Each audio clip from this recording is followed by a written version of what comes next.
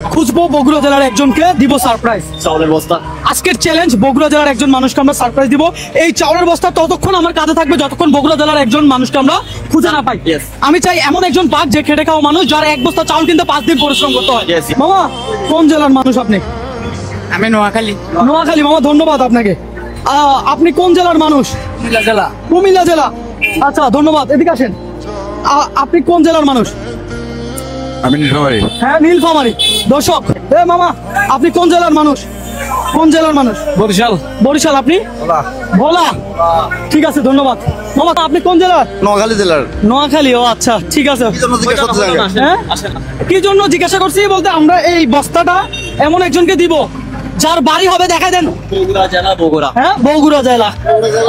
আমার শ্বশুর বাড়ি বগুড়া জেলা, আমার বাড়ি নোয়াখালী। আমার তো বাসে আমার পাঁচটা মেয়ে, আমার কোনো কর্মকরিয়া কেউ নাই। আমি রিক্সা চালা ভাত খাই, দিন আনে দিন খাই, কোনো সময় উপাসও থাকতে হয়। এই কথা বাদ। এখন যদি আপনারা যদি ভালো লাগে তাহলে আমার গিফট করতে পারেন, এটা হইলো আমরা মনের খুশি। মানে আপনি বলতে চান এই বস্তা আপনারা দিয়ে দিতে? জি জি বাবা জি। সারপ্রাইজ তো দিবেন, ঠিক আছে। এখন বাবা তো আমার তো কর্মকরিয়া কেউ নাই, এই জন্য আমি চাইতেছি আর কি আপনাদেরকে আবেগের মনে, যদি আপনাদের যদি ভালো লাগে তাহলে আমার তাহলে আমার বাল বাচ্চা তো খাইয়ে দান বাঁচতে পারি আর কি। আচ্ছা, এটা ধরেন, এটা ধরেন, এটা ধরেন, এটা ধরেন।